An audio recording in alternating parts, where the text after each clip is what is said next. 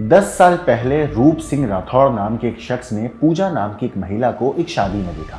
शादी में देखने के बाद उस महिला को दिल दे बैठा। उसने सोचा कि अब मुझे इसी से शादी करनी है। वो वापस शादी खत्म करके अपने घर लौटता है। परिवार वालों को बोलता है कि उसने शादी में एक लड़की देखी थी, उसे वो पसंद आई और वो उससे शादी करना चाहता है। परिवार वाले पहले उसकी बात को ज़्यादा सीरियस ले लेते नहीं हैं, लेकिन जब वो बार बार अपने परिवार को मनाने की कोशिश करता है, उनसे पूजा के बारे में बात करता है, तो थक हार कर परिवार वाले भी मान जाते हैं और रूप सिंह का रिश्ता लेकर पूजा के घर चले जाते हैं। रूप सिंह का रिश्ता जब पूजा के घर पहुंचता है तो परिवार वाले मना नहीं करते। दोनों को साथ खैरियत से या अपनी या यूं कहूं कि पूरे रीति रिवाज से सही तरीके से समाज के सामने वो दोनों परिवार की मर्जी से शादी कर लेते हैं। इस बात को तकरीबन 10 साल हो चुके हैं। 10 साल पहले इन दोनों की प्रेम कहानी शुरू हुई थी। मगर पूजा जो थी एक आज़ाद ख्याल वाली महिला थी। जैसे ही वो अपने घर से या यूं कहूँ अपने मायके से विदा होकर शादी के बाद अपने ससुराल पहुंची, तो वो इंदौर में आने के बाद उसका जो खुले मिजाज वाला माहौल था वो उसको नहीं मिल रहा था। कहीं ना कहीं उसके अंदर ये चीज़ खल रही थी, जिसके बाद रूप सिंह और पूजा के बीच में आए दिन लड़ाई झगड़े हुआ करते थे। मगर कभी भी रूप सिंह राठौड़ ने ये नहीं सोचा था कि उसकी अपनी पत्नी ही उसकी कत्ल की एक ऐसी कहानी लिखने वाली है जिसे सुनने के बाद, इसे जानने के बाद हर कोई ये हैरत में डल जाएगा कि एक पत्नी अपने पति को इतनी बेरहमी से कैसे कत्ल करवा सकती है। नमस्कार, मेरा नाम है मोहम्मद आसिम और आप देख रहे हैं क्राइम तक। इंदौर में एक मामी ने, या यूं कहूं कि पूजा ने अपने सगे पति के भांजे के साथ मिलकर अपने पति की बेरहमी से हत्या कर दी। न सिर्फ उसकी हत्या करी बल्कि उसने एक ऐसी शातिराना चाल चली जिसे जानने के बाद पुलिस वाले भी हैरान थे कि पत्नी ऐसा कर रही थी। दरअसल इस पूरे मामले की पूरी कहानी तफसील से मैं आगे बताऊंगा, लेकिन शुरुआत में मैं आपको इस कहानी की थोड़ी सी जिस्त बताना चाहता हूं। दरअसल मामी के प्यार में पागल होकर अपने सगे मामा का कत्ल करने वाले इस पूरे केस में जो मेन शख्स है वो है आरोपी भांजा शुभम। शुभम ने अपनी मामी के प्यार में पागल होकर अपने मामा का तकिए से, या यूं कहूँ एक पत्थर से पहले तो मुंह के अंदर कपड़ा ठूस कर पत्थर उसके सिर पे मारकर उसकी हत्या करी और लाश को नाले के किनारे फेंक दिया। नाले के किनारे जब लाश मिली तो ऐसा लग रहा था कि मानो ये एक एक्सीडेंट है, कि नॉर्मल डेथ हुई है एक्सीडेंट की वजह से। किसी को भी उस हादसे में कहीं भी कत्ल का कोई शक नहीं हो रहा था। लेकिन जैसे जैसे जांच आगे बढ़ी, पुलिस को ये खबर मिली और पुलिस ने तफ्तीश शुरू करी, तो पुलिस को पता चला कि ये नॉर्मल एक्सीडेंट का मामला नहीं, ये एक हत्या की साजिश है। फिर मरने वाले युवक के बच्चे ने अपनी मां के खिलाफ एक ऐसा बयान दिया, एक ऐसी बात बोली जिसके बाद पुलिस को शक और ज़्यादा गहरा हो जाता है। उस 6 साल के मासूम बच्चे ने पुलिस को क्या कहा वो भी मैं आपको आगे बताऊंगा।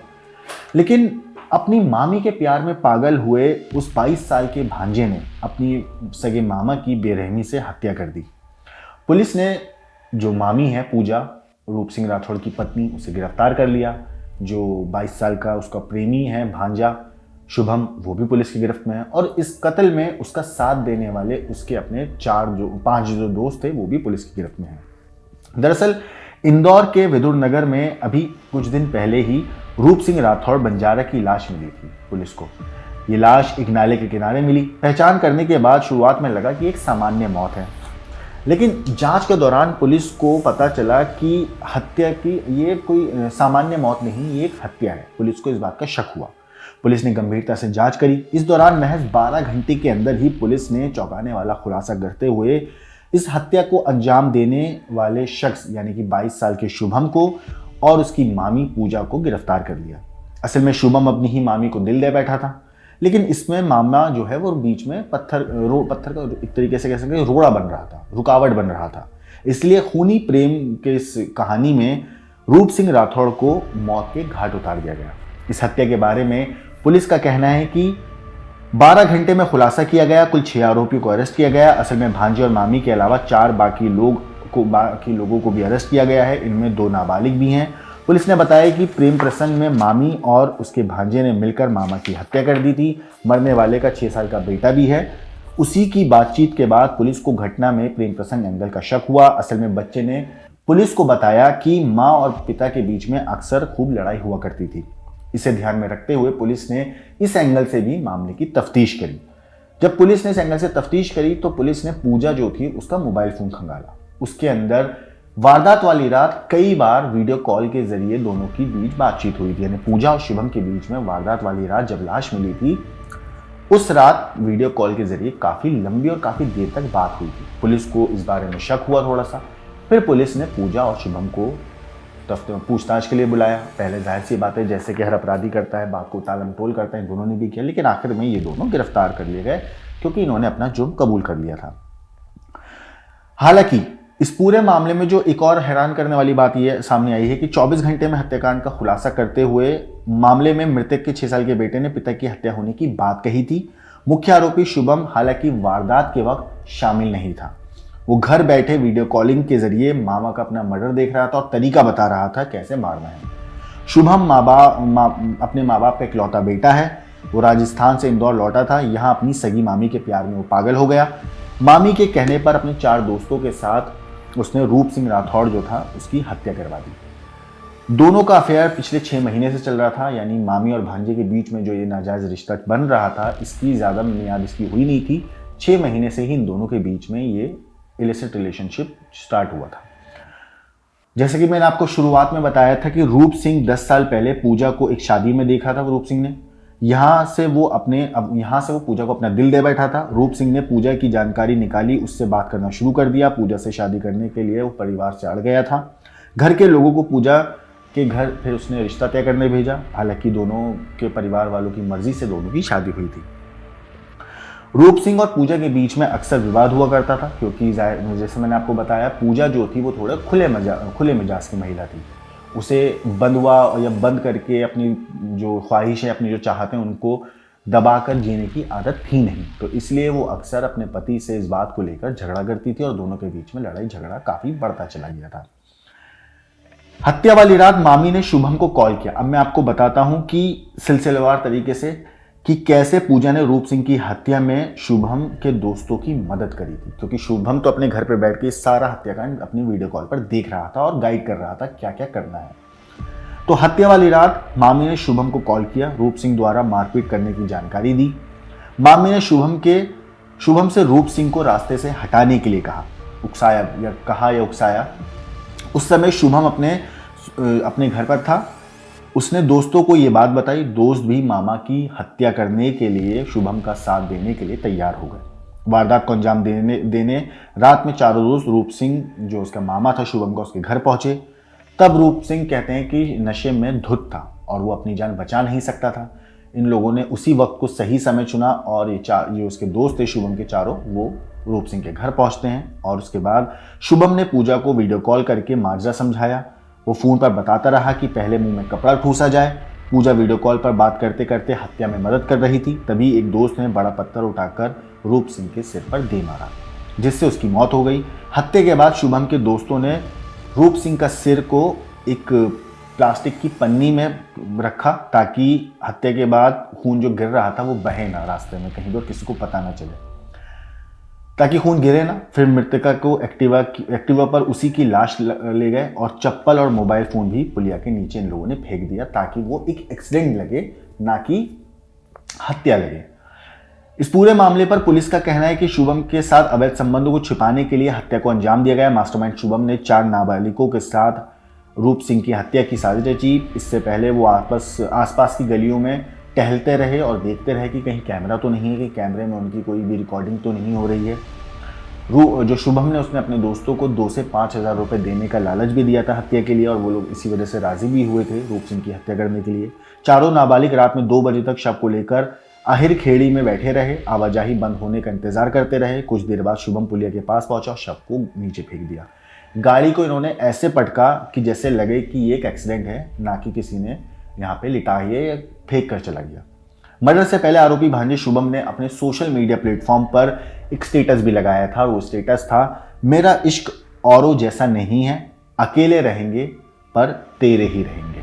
ये कातिल शुभम, या यूँ कहूँ इस पूरी हत्याकांड के मास्टरमाइंड शुभम ने, जो अपने दोस्तों को और अपनी मामी को जिसके प्यार में पागल था उसको वीडियो कॉल के जरिए गाइड कर रहा था क्या क्या करना है, कैसे करना है।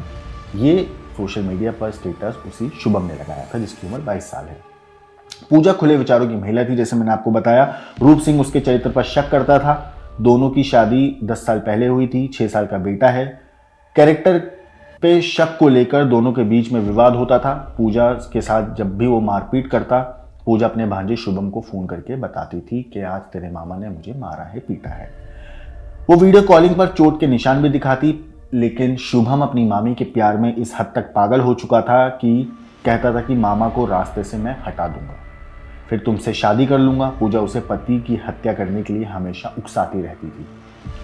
शुभम पंवार माता पिता, शुभम जो है वो अपने माता पिता का इकलौता बेटा है। उसकी शादी नहीं हुई है, घर में छोटी बहन भी नहीं है। वो जो मतलब घर में उसके परिवार में इकलौता बेटा है अपने माँ बाप का। ये पिता ने कई साल पहले माँ को छोड़ दिया है। इसके बाद मामा का परिवार उसी की देख रेख करने लगा था। मतलब सोचिए कि जो मामा अपने भांजे की देख रेख कर रहा था, अपने भांजे को 2 वक्त की रोटी खाना, इज्जत के साथ रहने के लिए हमेशा सपोर्ट कर रहा था, उसी भांजे ने अपनी मामी के प्यार में पागल होकर उसी मामा का कत्ल कर दिया, जिसने उसके लिए हर चीज़ को मुमकिन करने की कोशिश करी। उसे खाना दिया, छत दी, उसको उसकी हिफाजत करी। इसके बाद मामा का परिवार उसकी देखरेख करने लगा था। जैसा मैंने बताया, शुभम पहले राजस्थान में रिश्तेदारों की शराब दुकान पर काम करता था। 1 साल पहले वो इंदौर आया। इसके बाद मामा रूप सिंह के घर उसका आना जाना शुरू हो गया। पूजा की सोशल मीडिया पोस्ट पर शुभम कई बार कमेंट करता। यहीं से मामा और भांजे के बीच में बातचीत होने लगी। मामी और जो भांजा था, सोशल मीडिया पे कमेंट के जरिए इन दोनों की दोस्ती शुरू हुई थी और इसके बाद इन दोनों के बीच में वक्त के साथ जो दोस्ती थी वो प्यार में तब्दील हो गई। मामी उससे कहती थी कि मामा उसका ध्यान नहीं रखता है, ना कभी तारीफ करता है। शुभम अपनी मामी की बातों में आ गया। उसने सोशल मीडिया पर में ही उसे प्रपोज कर दिया। मामी भी उसे पसंद करने लगी। दोनों के बीच में प्यार का परवान चढ़ गया। इस बात की भनक मामा और परिवार को किसी भी मेंबर को नहीं लगी कि इन दोनों के बीच में, मामी और भांजे के बीच में इस तरीके का कोई एक रिश्ता बन चुका है। इस बारे में परिवार के किसी भी इंसान को, यहाँ तक कि मामा रूप सिंह को भी पता नहीं था।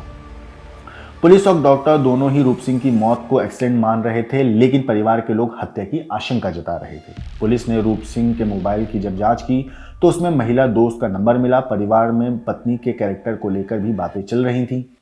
इन बातों से जांच का फोकस बदल गया। बेटे से जब पुलिस ने इसके बाद पूछताछ करी तो फिर पुलिस को एक क्लू हाथ लगा। यहीं से रूप सिंह की हत्या में पत्नी और भांजे के नाम का पुलिस को पहली बार पता चला कि इन दोनों का भी पूरे केस में कहीं ना कहीं कोई हाथ हो सकता है। और इसी शक के आधार पर पुलिस ने मामले की तफ्तीश करी है। यह पूरा मामला बुधवार का है। 11 बजे के आसपास पूजा ने इस पूरे वारदात को अंजाम दिया। फिलहाल ये जो शख्स है शुभम और इसके 4 दोस्त, जिनमें से 2 नाबालिग हैं, और मामी पूजा पुलिस की गिरफ्त में है। लेकिन इस पूरे मामले में जो एक चौंकाने वाली बात यह भी थी कि जब पत्थर से सिर पे मारा गया था तो पुलिस उसे एक्सीडेंट क्यों समझ रही थी पहले। तो मैं आपको बताऊं, सिर में V और M आकार के चोट के निशान थे, इसलिए पोस्टमार्टम करने वाले डॉक्टर और पुलिस इसे एक्सीडेंट मान रहे थे। मतलब जब वो पत्थर उसके सिर पे मारा गया था, जाहिर सी बात है जब ऊपर से चोट लगती है तो एक निशान या आकार बनता है, और उसी वजह से जो निशान बने थे, पुलिस उन्हीं निशान और आकार की वजह से ये मान रही थी कि ये हत्या नहीं, एक्सीडेंट है। अनजाने में ही सही, इन लोगों ने उस तरीके से वार किया कि वो लगा ही नहीं कि वो हत्या हुई है, बल्कि वो एक एक्सीडेंट के तौर पर ही लगा। हालांकि परिवार के लोगों ने तलवार से मारने की बात कर रहे थे, जिसमें एक जैसा सीधा और गहरा निशान आता है, लेकिन पुलिस ने तफ्तीश करी।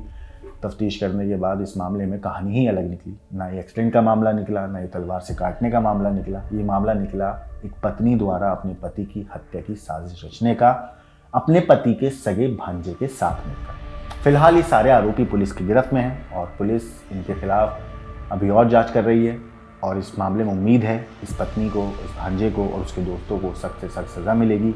बाकी स्टोरी के ऊपर, इस केस के ऊपर आपका क्या कहना है, आपका क्या सोचना है, हमें कमेंट करके ज़रूर बताइएगा। लेकिन देश और दुनिया की क्राइम की खबरों के लिए देखते रहिए